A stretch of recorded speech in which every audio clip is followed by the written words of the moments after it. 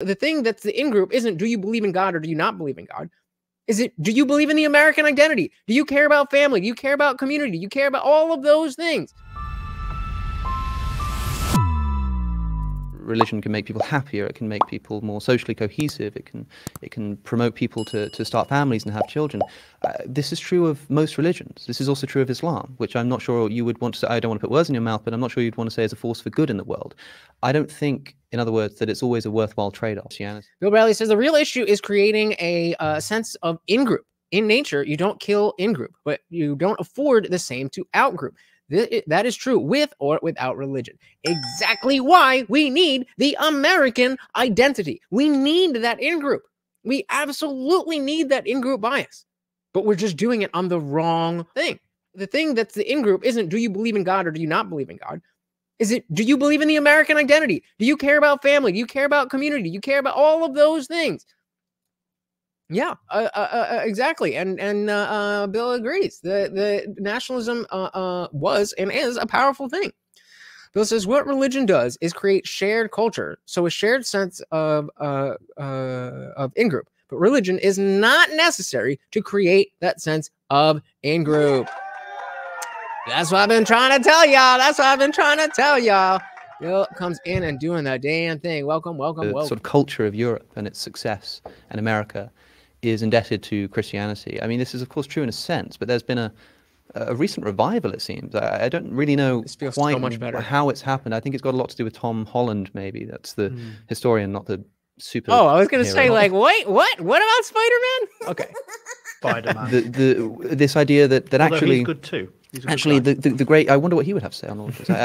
The Western civilization sort of depends and should be in gratitude to a religious tradition because it provided this kind of ethical framework in which this could have arisen. We hear about the scientific enlightenment. We hear about the grounding of ethics and God, the creation of natural rights, as if these things weren't established in resistance all the way along to the religious tradition. Oh shit. That's a part. I didn't even think about that. We're going to run that back real quick. So he said, religion is part of a tradition and social evolution. The trouble is dogma creates tons of strife and chaos. Very true. But my man just dropped a bar right here. Listen to this. The ground ethical framework in which this could have arisen. We hear about the scientific enlightenment. We hear about, the grounding of ethics and God, the creation of natural rights, as if these things weren't established in resistance all the way along to the religious tradition. A society that today, I'll expand on this if you like, a society today that decides that religion throughout its history has been wrong about the position of women in society, wrong about the mortal fate of practicing homosexuals, wrong about the position of the earth in relation to the sun, wrong about the age of both of those celestial bodies, wrong about the common evolutionary ancestry of every animal, including the human animal on planet Earth, wrong about the ownership of other human beings as private property. Oh, well, that's a big one, right? I mean, the Bible got slavery wrong. Like now has to contend with a religious tradition that doesn't come to us with contrition and apology and say, well, maybe we were wrong about these things. But no, these are all our things after all. We're going to claim these things. That is, I know that St. Paul says, I suffer not a woman to teach, nor to usurp authority over a man. Rather, she should remain silent. For Adam was formed first, then Eve. And that man is the glory of God. That's a joke. But woman is the glory of man. But don't you know that the social justice movement is essentially Judeo-Christian in origin? I know that the Old Testament not only explicitly condones the ownership of other human beings as private property, but gives detailed instructions about exactly how to buy and indeed take them, sometimes including as sexual property. But don't you know? And put a 1 in the chat if you're not familiar with the instructions on slavery in the Bible, which I'm sure very many of you are not familiar with. Bill says, to my mind, the real issue is cultural chauvinism that arises in any group that feels their culture is superior. For example, Westerners seem to think that all the world wants is Western liberal democracy. I think the real issue is that everyone thinks their outlook is the best outlook and everyone else should want it. That is true, independent of religion. I agree. However, I don't think that this being a problem, I guess more specifically this being a problem, I don't think that cultural chauvinism, the effects of the chauvinism are a problem. I do not think that the chauvinism itself is a problem. Meaning, I don't think it's wrong or bad to think that America has the best, that America has the best culture, that America is where you want to be, that, Western culture is better than Islamic culture, all that kind of stuff. It's when again, it's the second part, when we go and say, okay, because we are right, you have to live like we want to live. That's the problem. That's the problem. And it absolutely is independent of religion. I forgot what I asked. What was the question?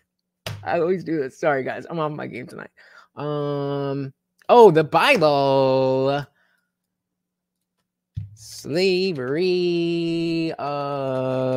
verses in the Bible. And it's right there. So we start off right on top. Ephesians chapter 6, verses 5-8. Paul states, slaves, be obedient to your human masters with fear and trembling, in sincerity of heart as to Christ.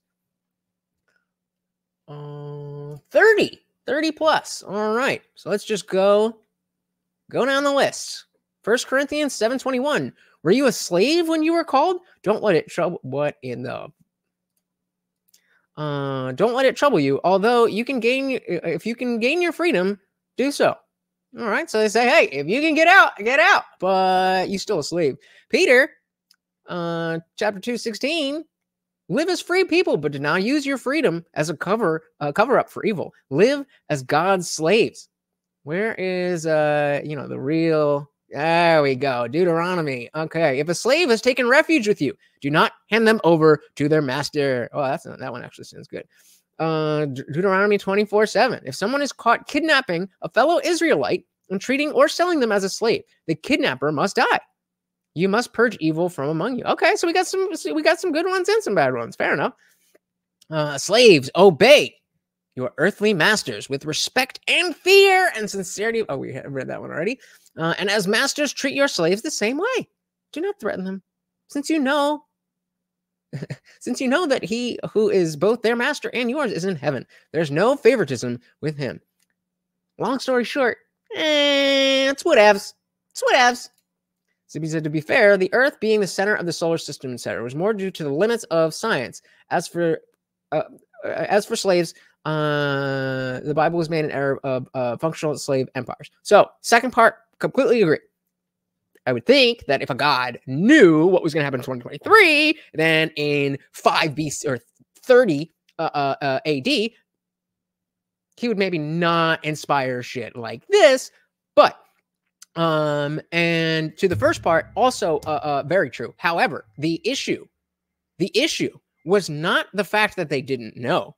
It was what they did to Galileo when he was like, hey, wait, look what I found out. And they were like, no, God said this, so you die. Now you die.